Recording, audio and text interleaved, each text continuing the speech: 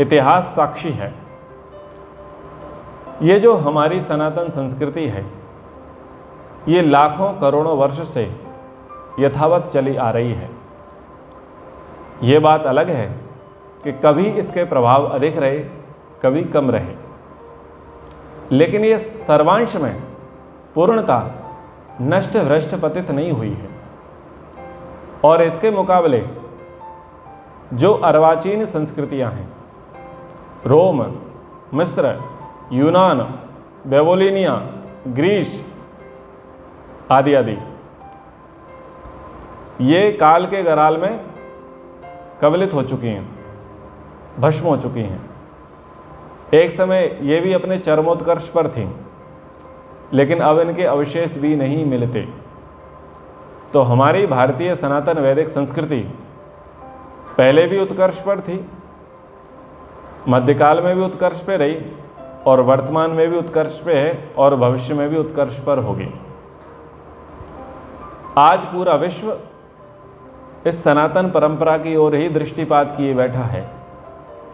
वो जानता है कि दया, धर्म, परोपकार, सेवा, सहायता, सहयोग, सद्भावना, अध्यात्म, धर्म, वैराग्य, त्याग की भावना, सहनशीलता, प्रेम, भाईचारा अगर कहीं वसता है तो वो भारत में बसता है, भारतीयों में बसता है और सनातनियों में बसता है, उनसे भिन्न अन्य में नहीं।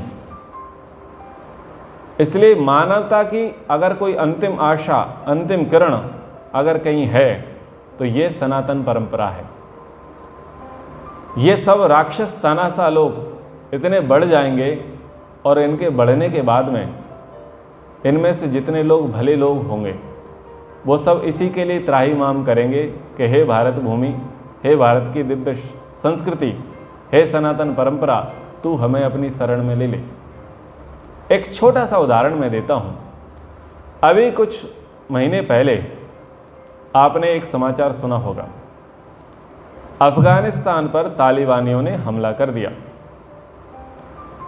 अफगान में रहने वाले मुसलमान हैं और तालिबानी भी मुसलमान हैं, दोनों ही इस्लाम को मानते हैं, लेकिन बहुतायत संख्या में मुसलमान चीख पुकार करते हुए वहां से भागे। क्यों भागे?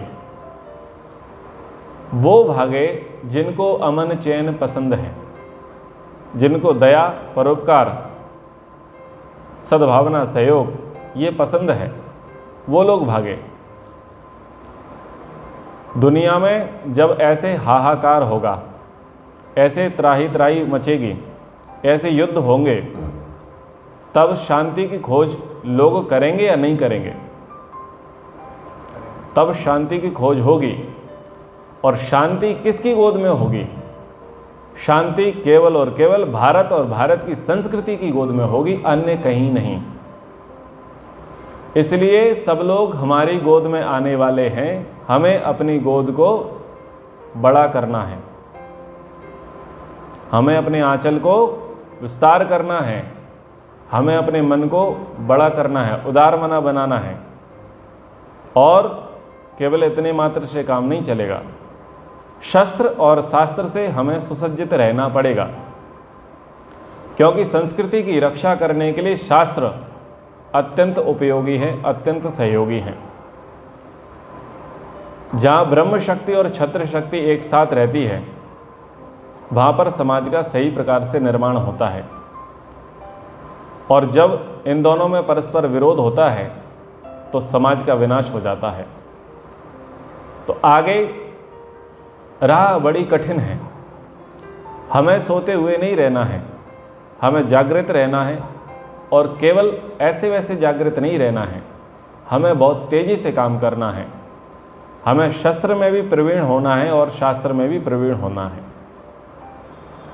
हमारे जितने भी आराध्य हैं, पूज्य देव रहे हैं, वो सब शस्त्र और शास्त्रों के जानकार रहे हैं। हमारी सारी परंपरा शस्त्र और शास्त्र वाली रही है। भारत में जितनी भी देव प्रतिमाएं देखी जाती हैं, अलग अलग मतों में, अलग अलग संप्रदायों में जितनी भी मूर्तियां हैं, वो सब मूर्तियां एक संदेश देती हैं। उनके बाएं हाथ में यदि शस्त्र होता है तो दाएं हाथ में शास्त्र होता है। वो शस्त्र और शास्त्र से सुसज्जित मूर्तियां होती हैं, तो हमें केवल पत्थर नहीं पूजने हैं, चित्र पूजने से काम नहीं चलेगा, चरित्र पूजने से काम चलेगा। और आर्य समाज चित्र पूजने में विश्वास नहीं रखता। आर्य समाज, वैदिक संस्कृति, सनातन परंपरा चरित्र को प्राथमिकता देती है। तो चरित्र को पूजना है, चरित्र का अनुसरण करना है। तो जितने भी हमारे महापुरुष, समाज सुधारक, क्रांतिकारी, देव पुरुष रहे, ऋषि लोग रहे, उनका हमें अनुसरण करना है। और घरों में वेद आदि शास्त्र हों और अस्त्र शस्त्र हों। हमारे डाइनिंग हॉल, हमारे घर के दरवाजे जब खोले जाएं, तो जैसे प्रदर्शनी लगाते हैं, तो प्रदर्शनी में वैदिक साहित्य दिखने चाहिए, और उसके पास में दृष्टिपात करें तो शस्त्र अस्त्र से सुसज्जित होने चाहिए। दोनों की महती हमें आवश्यकता है। ठीक है, तो इस पर हम सबको ध्यान देना है। जो भी, जहाँ भी, जिस भी स्थान पर है, वो सनातनी है, जिस भी जाति का है, जिस भी भाषा का है, जिस भी प्रांत का है, वो जिस भी मत में आस्था रखता है, लेकिन सबकी आस्था वेद में है, सबकी आस्था सनातन संस्कृति में है।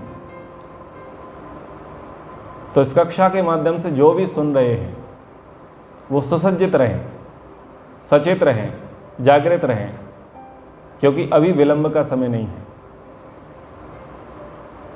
जैसे आज अभी इसी वक्त, जैसे किसी का फ़ोन टूट जाता है, मोबाइल टूट जाता है, तो त्वरित शीघ्रतापूर्वक दूसरा मोबाइल खरीद लिया जाता है, क्योंकि उसकी महती आवश्यकता है, आवश्यकता अनुभव होती है।